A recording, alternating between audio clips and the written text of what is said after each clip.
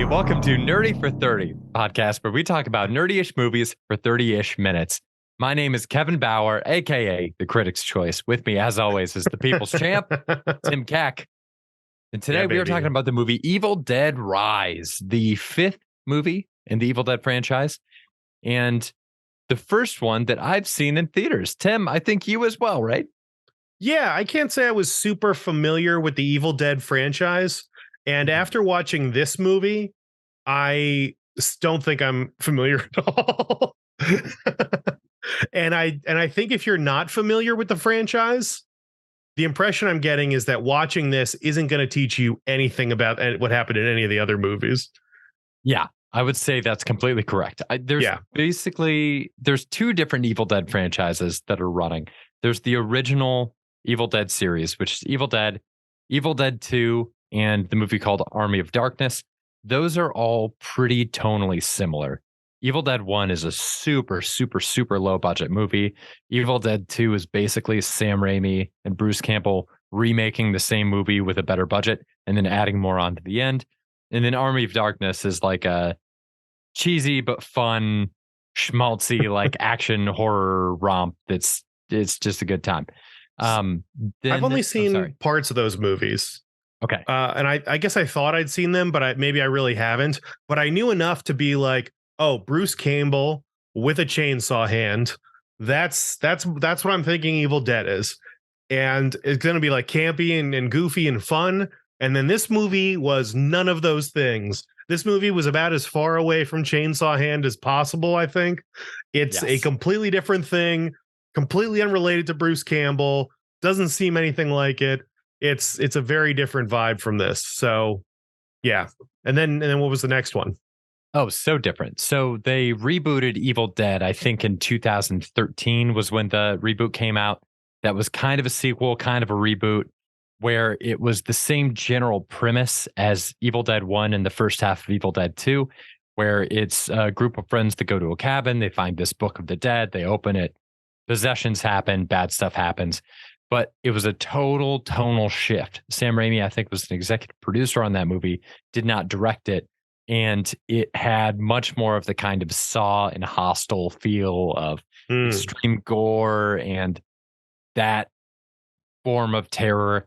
This movie definitely feels more like a successor to that than to any of the earlier Sam Raimi ones. In the middle there, too, there was actually an Evil Dead TV show that I've heard is pretty good. I haven't seen it myself, but that has Bruce Campbell in it.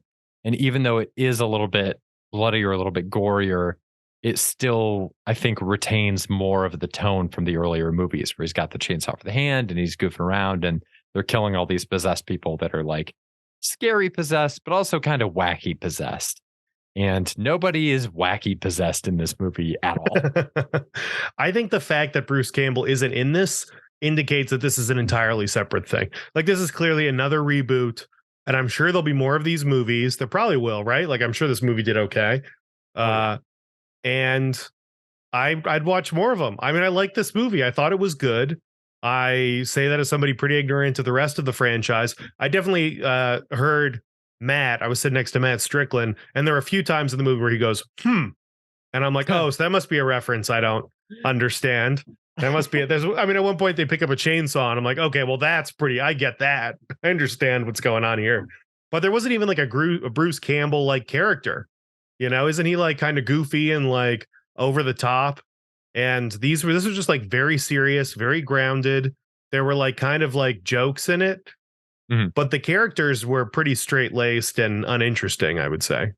Maybe not uninteresting is probably a little harsh, but they were pretty normal, run-of-the-mill characters. I don't know. Yeah, they definitely were. There is a little more of that over-the-top tone to the earlier ones just because it is Sam Raimi. Sam Raimi made Spider-Man a comic booky movie, but I think whatever movie he made next, even if it wasn't based on a comic book, would have felt like a comic book movie. He just somehow has that weird energy to him that ended up being a really great match for the Spider-Man world.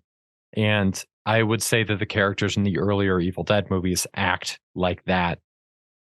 It's also weird because we as horror movie viewers are used to seeing kind of a strange morality playing out on the screen, where people that tend to get possessed and get killed in these movies usually commit some kind of a thing that, in a very moralistic view of the world, is a sin or a transgression of some kind.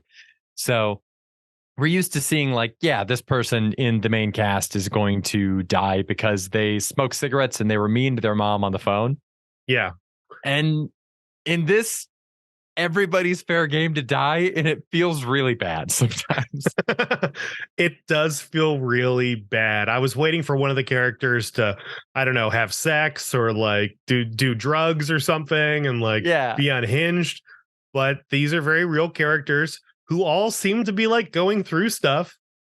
Like life's hard for them and it's a trying time. The family's, I guess, kind of broken. The dad left pretty abruptly and they're being forced out of their home.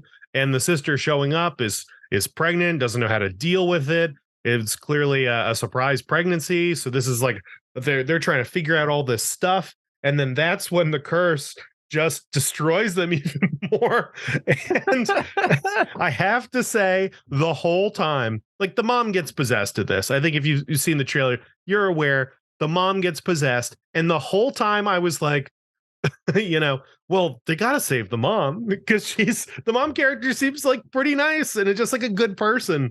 And she's taking care of her kids and she loves her kids and she's worried about them.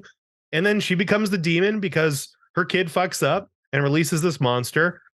And her body's contorting and they're stabbing her and her arms breaking. And the whole time I'm like, okay, so they're going to have to like put her in a cast like when she's better, right? Like, how are they going to fix her body? Oh, her leg got blown off. Boy, they're going to have to like reattach that somehow in the hospital when clearly the end of this movie is warm and fuzzy and the mom wakes up and it's okay.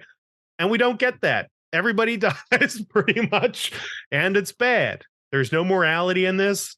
It is just an evil is coming. It is ruthless. It does not discriminate and it's taking it out on everybody. And, it's fun. It's cool to watch. I enjoy it. Oh my God. So let me ask you what the difference is, in your opinion, between this and Halloween Kills, because Halloween Kills, we were both absolutely appalled by the people they decided to kill in that movie and the way they decided to kill them. This is the most similar thing that I've seen cinematically to that. This, I think for me specifically with horror, I would also say this is not a scary movie at all, right? No, it's not scary. Completely agree. And for me personally, once I see a movie and it's not something that can happen in real life, I'm really not that scared anymore. My brain just like turns it off and I'm like, okay, I'm here for the ride. There's a demon. Cool. Let's see this demon do some demon stuff. And it's all supernatural and fucked up. And it seems very unrealistic. Whereas Halloween is supernatural to the extent that this guy doesn't seem to die, but it is a man slowly stabbing a knife into a body. It is a man breaking a fluorescent tube and gutting somebody with it. It is a human being torturing another human being. And there's something about that that's so much more realistic and gratuitous and awful. Like my stomach was turning watching Halloween Kills and some of those scenes. They murder this sweet interracial couple that looks like they're having a great time and goofing off. They don't do anything wrong. And then he murders them in the most gruesome way possible. Whereas this, I was still surprised there wasn't a redeeming thing in it, but it's a demon. It's a monster. She's crawling on the ceiling. All this stuff's happening. I guess anything the demon does just can't be as bad as something that a real human being could do, in my opinion. What do you think about that? Firstly, I want to agree with you that Michael Myers' greatest crime is racism. Yes. Yeah. And he's a racist fuck and he deserves to die. That whole town, they carried him out and they put that man in a wood chipper. A lot of wood chipper action in the past 6 months. Seeing a lot of wood chippers. Not since Fargo have wood chippers been this prominently featured on screen. I think I really like demon movies. That's a big horror thing for me. They are responsible for freaking me out more than I think anything else. I think the most anything's ever probably fucked me up was, when I was a kid, The Exorcist. And then As an adult, the scariest I think I've found something was Valak in Conjuring 2, the nun, the first appearance of the nun. Hmm. Grew up Catholic, that nun, that haunts you, man. You live alone, it's nighttime, you hear something, you got dark corners in your room, that nun could be there. That Wow. was super effective. The demons in this are so much more aggressive that it really does take it almost more into a thriller territory than horror. And I think they're technically more aligned with what demons are supposed to be if we're talking about like Catholic canon here, where they're just on the earth to cause as much suffering as possible in as short a time span as possible and do blasphemous things in the entire Evil Dead franchise. Any of the they call them deadites. Any of the deadites, these demonic entities, are just total like living maelstroms, just chaos personified. The glass swallowing scene in this, I mean, there's a lot of really, really Ooh. troubling imagery in this movie. Yeah. So it's disturbing. I think that's it. It's disturbing, but it's not necessarily scary. Whereas Michael Myers in Halloween Kills and Halloween Ends, it's disturbing as well as scary because it's technically plausible.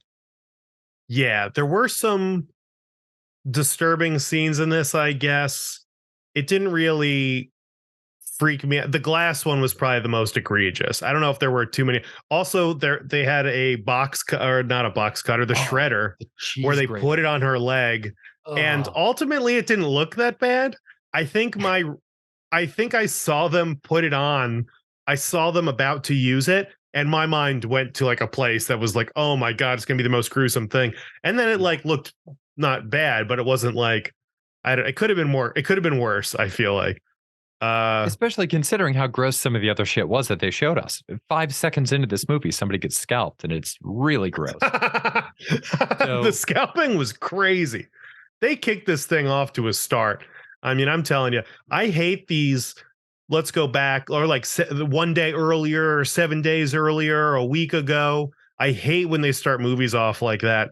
And this one probably made the most sense, where they cut back to something that has completely nothing to do with the scene we just saw. It was just like a little blip.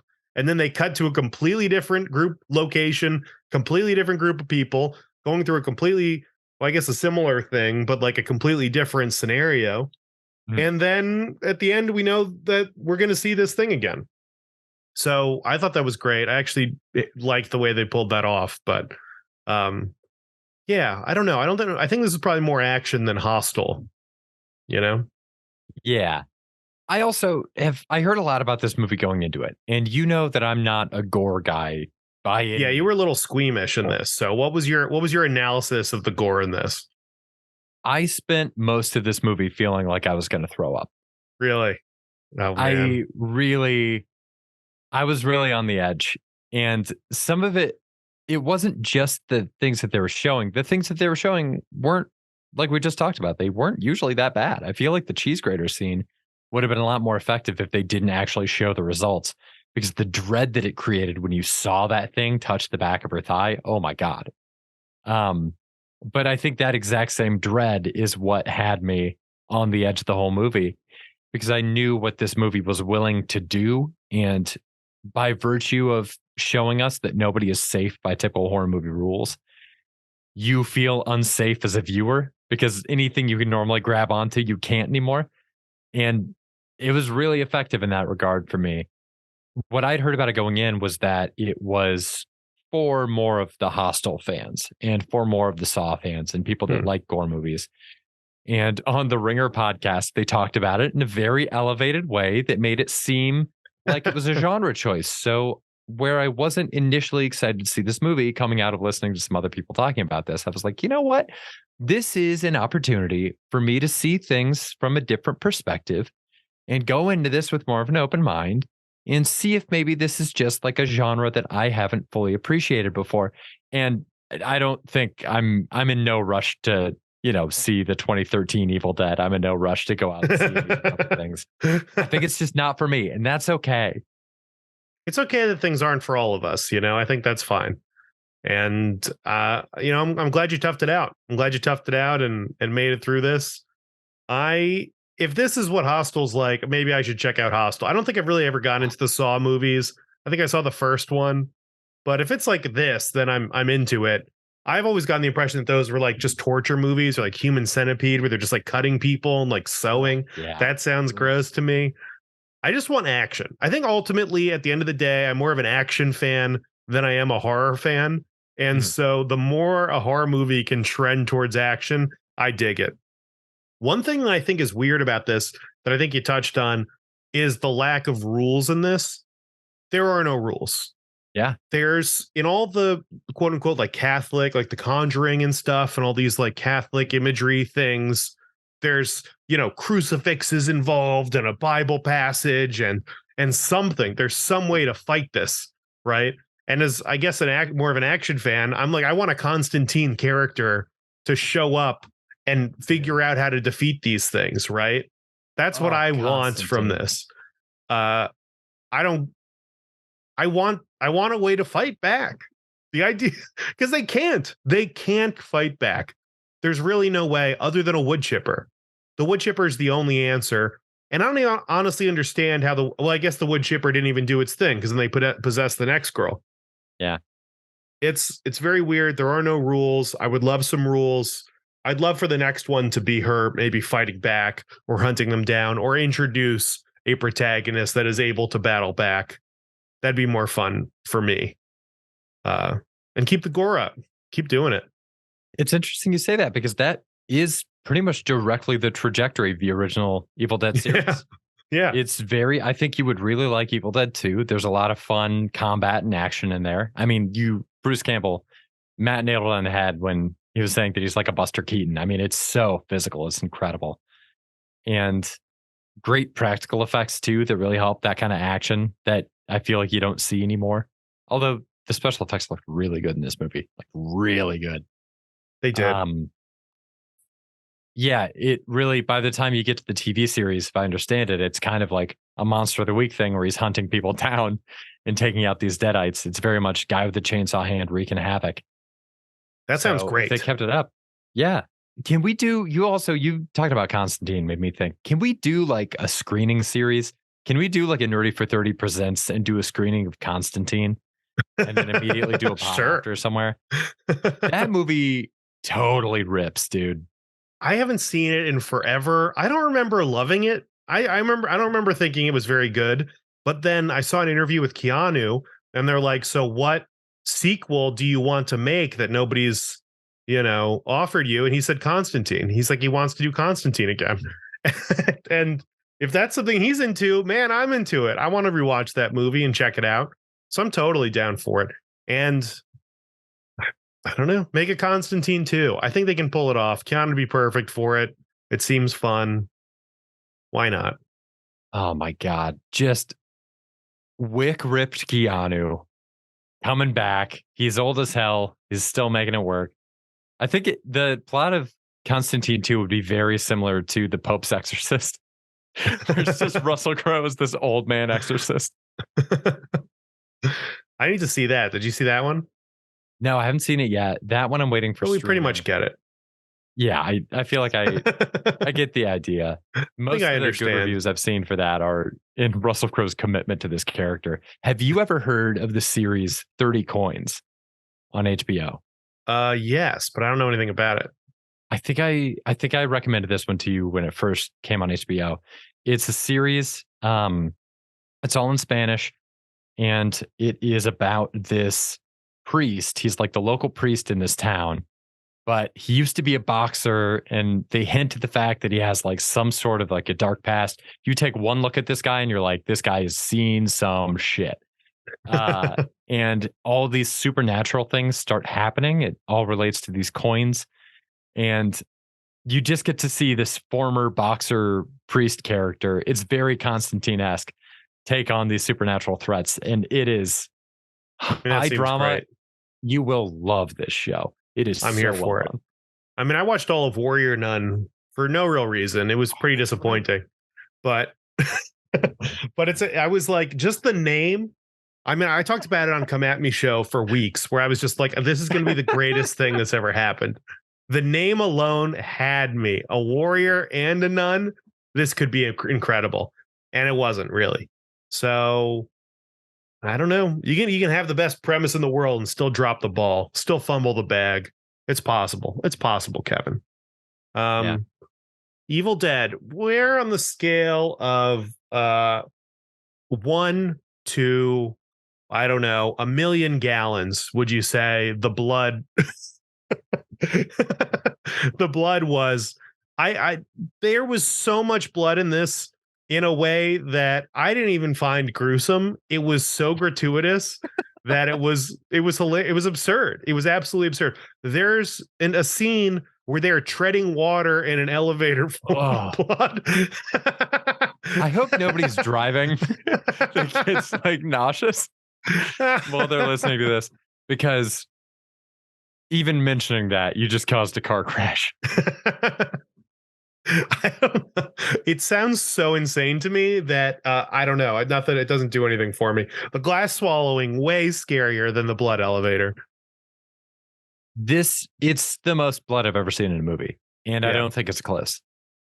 yeah. Can we do some beefs and thieves?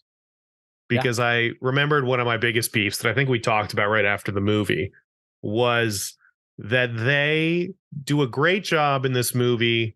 I'd say an obvious job. It felt very obvious to me, all the things they were setting up in the beginning, sure. right? Daughter drops the scissors, they slide under the bed, lingers a little too long. You're like, well, they're going to use these scissors. Yeah, you know? Mhm. And it kind of went on and on like that. There's a staff called Staffany or something that Yeah. has like a doll head on it, and it breaks, so it's a spear now. And that's they linger on that a little too long. It's the wood chipper, they linger on that too long. they they plant this seed of another apartment that is condemned and being worked on, that leads to a fire escape that is a rickety monstrosity, and they use it as kind of a, I guess, a red herring, as an obstacle for them to work on to try and get through the door to go into this room, but they never get into the room and they never go down the stairs. And it feels like lazy writing to me. I mean, shout out to all the writers on strike. You know, good for you guys. Get your money, get your bag. But they should have thrown some more money at the guys striking right now to say, hey, can you just come on in and read through this again? It's like you've talked about this before, how it's the kind of thing that was in the first draft, and then by Yes. the end, somebody came up with the elevator blood scene and they were like, that's awesome. We got to get them back in the elevator. And someone's like, well, but what about all this stuff about that extra room and the whole first half of the movie, them trying to break down the door to get into this room that we've promised is a condemned debauchery zone. And they're just like, nah, blood elevator. And so we skip right over it. It's so funny and weird and obvious. And I can't believe we didn't see it. I would have loved to see them crawling down a rickety fire escape. I don't know. That sounds cool. Maybe not as cool as Blood Elevator, but still. I mean, I think it would have been easier on my stomach than Blood Elevator. I was thinking about this when they were setting it up in the movie. Realistically, like, let's brainstorm it right now. Realistically, what could be so bad in that one condemned apartment that it would make it a compelling scene? Because as soon as they said that, I'm like, all right, is it a Dot Rex situation where it's like a hoarder apartment and there's piles of shit everywhere? And maybe a person they thought moved out didn't move out and they're in there still? Or what kind of like gaps missing in the floor? What could possibly be in this That's condemned what I apartment? was thinking. Unfinished stuff, gaps in the walls, gaps in the floor. They've got to like navigate. They're worried about falling through the floor to get to this thing and that kind of danger. And it's really not about that kind of danger. It's about this evil demon trying to murder people. Yeah. There's not so many scenarios of a human being hoping they can pull something off, right, on their own. They're not there's no like tightrope scenes. There's no, oh boy, I hope I can make it down these stairs okay, right? It's just Mhm. one supernatural obstacle after the next, after the next, after the next. So maybe you're right. Maybe it is a dumb room full of dumb stuff and it doesn't matter. The blood elevator is way better. Maybe that's what it is. Maybe it's that simple. They're just like, fuck that. We needed something for them to do. Either way, they spent a lot of time thinking about this room to not go in it. I think it seems weird. It seemed weird to me. It definitely had first draft vibes. Yeah. You got any other beefs, Kevin? I would say my biggest beef was probably that we don't really have rules for the creatures. And this is a problem with literally every single demon movie I have ever seen. There are no exceptions. This is a thing. There is a script that I personally have been working on for a couple of years where demons are the big enemy in it. And in working on this, I've done a lot of research on the rules into demons. And you find out pretty quickly that there are not very good rules ever established for demons. So it does hurt an antagonist where you don't know exactly what they can and can't do. Jaws, big ass shark. So there's a little bit of mystery because it's a really big shark and it seems like a really smart shark. But at the same time, you know, if you're on land, you're safe. Right. We need similar rules. There are scenes where they really take their time in trying to torture somebody. There are scenes where fire seems to freak them out, stop them momentarily. There are scenes where they seem very bound by physical restraints, like the door is able to stop the mom when she's possessed. She's not trying to come in the windows on either side of the door. But then there's also scenes where the daughter that's wrapped in the blanket floats down the hallway. So if she's floating down the hallway and if the mom's crawling on the walls, what can these things do? What can't they do? Um, I know that's hard to work in, but it's also the kind of thing where you don't even necessarily need to state it verbally. But if you're playing by these rules, we pick up on them as the movie's going on. So I think that's my biggest beef. Yeah, I think the Jaws example is interesting. It's a big shark, and it seems like they kind of come up with rules for it by having Jaws break the rules, right? They say no shark can go down with two barrels, and then Jaws goes under with two barrels. It's all those kinds of things. The boat's, whatever. I'm going to try and reel him in, and the reel just like rips out of his hand. And he's got bloody hands now. Like all these things, they come up with rules and a baseline of like what a normal shark would do, and then that. So it seems kind of like they do that with this, but not really. I mean, they fall short. They do. They are all trying to break into this apartment, and they're saying we can't break into the apartment because the door is so thick and you can't get through the door. And now the demon can't get through the door. But it would really show something if the demon then broke through the door, right? I think the only line that they did this with that made some sense to me was the premise of these like records, and that this is like a diary that a priest is keeping in order to come up with a solution to destroy these things. And they keep listening to it. They keep listening to it. They risk a lot to keep listening to it, and ultimately on the tape, it's nothing. The guy says there's no way to stop them. It's impossible. So that's the closest thing I can think of to them saying having two barrels and then pulling it down, right? Their two barrels is maybe the T. Maybe it's not even that. It's just a tease that there is an answer here. There is an answer here. It's demonic. This is a priest. There is an answer. And then there's no answer. Maybe that's something. I don't know. It doesn't seem good enough. It doesn't really define anything. By the same token, something contained this book and something stopped these deadites from overrunning the world back in the 1920s or whenever it was, I think like 1923. So there was some kind of a solution, but maybe these people, by virtue of just being normal people, this situation doesn't seem like something where they're going to be able to pull an answer out of this one random condemned apartment. Yeah. I don't expect an answer, but I do expect to know more about what we're going up against as an audience member, even if the characters in the movie don't. I agree. Some more rules would be interesting. I mean, the door thing, the fact that she couldn't get through the door is very interesting to me. Like, it's just a hard boundary, but then she can also make a blood elevator. So why didn't she make a blood apartment? Why didn't they do that? It doesn't make the firmest of sense. My thief, Kevin, if we're talking thieves, I thought the leads in this were great.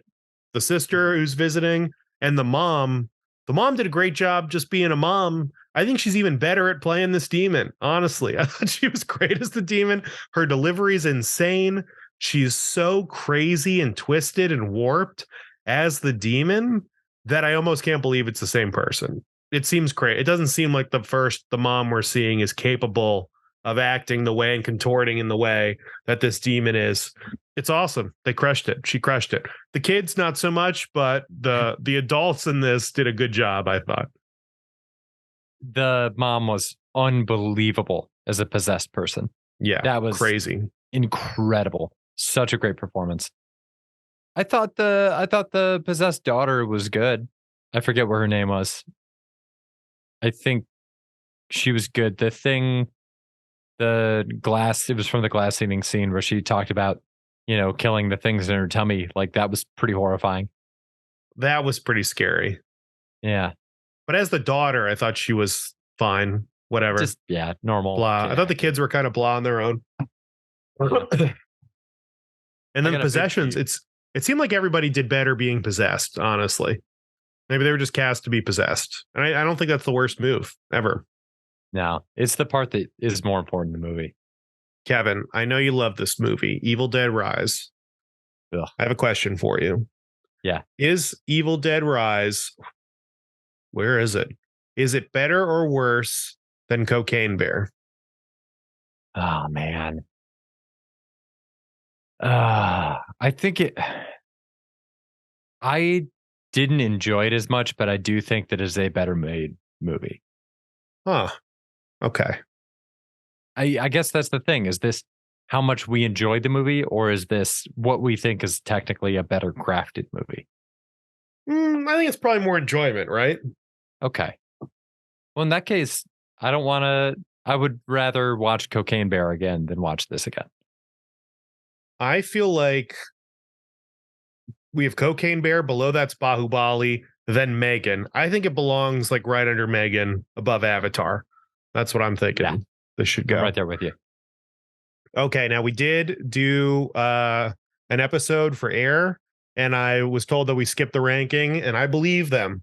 So That's Air, true. Kevin, I know it was so long ago we talked Air.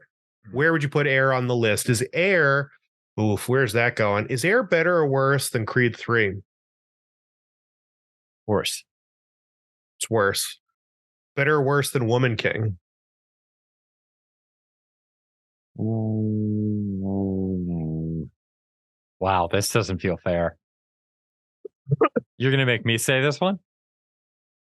I'll tell you, I think it belongs right between them. Above Woman King, above Cocaine Bear, above Bahubali, Megan. I mean, it's just, I feel like I'm going to watch this movie again. I know. I hate it. It's so I'd even put it over watchable. Creed. I definitely don't want to put it over Creed. Well, So which one do you think you would even watch more? Do you think you'd watch Creed more, or do you think you would watch Air again? I just feel like I'm going to be watching Air. I'm fine with putting it below Creed. Again. But I think I don't think I'm definitely I'm not going to watch Woman King anytime soon. I don't think. I will. I mean, I'll watch Air again before I watch Woman King. I think Woman King is more important in every single way. I think Woman King is incredible in that it's based on a true story, where Air is also based on a true story that is mostly about how to sell you shoes. The idea that I would be putting a 2-hour-long commercial above the movie The Woman King feels heretical to me. But I'm probably going to watch it more. I think it's true. It's just, they found a way to tap into this like warm morning feeling. And it's just a chill vibe. It is a chill vibe. It's Dad Nirvana. We missed our April review preview. Dad Nirvana. I like that. I just said it now. I came off the dome. I write it down, Kevin. Write that shit down. That's great. It's Dad here. Nirvana. It's top of mind forever. And we're gonna do a big review preview episode at the end of May. That's the plan. Next week, Kevin, we're doing Guardians of the Galaxy. We're seeing it this Friday. I can't fucking wait. Tim, real quick, can I drop a thief that I had for this movie? Yeah, drop a thief. Drop a thief. The weird multi-person amalgamation monster at the end. Yeah. Phenomenally terrifying villain. Cool. Super cool. I got it. If I go to see a horror movie and there's not a real fucked up monster that's real awful to look at, I'm actively disappointed. And this movie delivered in space. All the bodies merging and combining. Oh, And honestly, when they were like oh, digging into the body and like oh, yeah. manipulating it, I had no Walking on idea the what they were hands doing. on Oh, the like wrong side of the hand.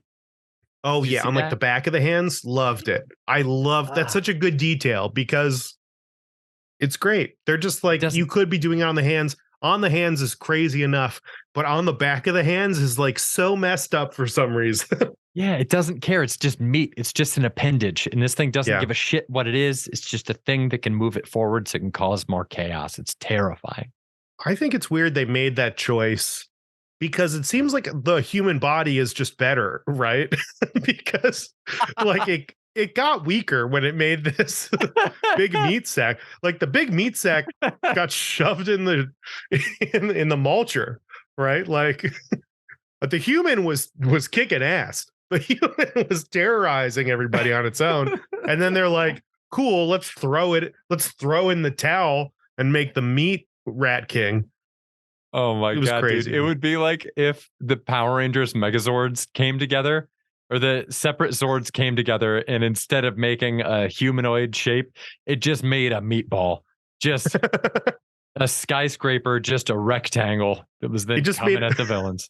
it just made a giant dodgeball for the villain to kick like out of there.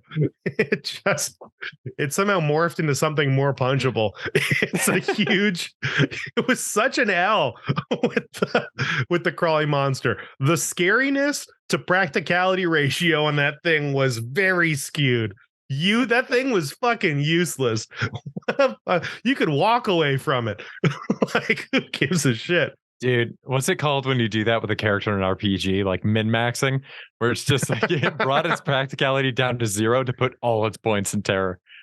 Dude, that's one of the ones like in the early part of the video game Yeah. where you just can XP farm this boss. And they're like, it's gonna follow you around the car, use like force push to knock it into a wall, and then you can bump it off the cliff, and you're good, man. And you can just do this 100 times, go back to your save point, come back.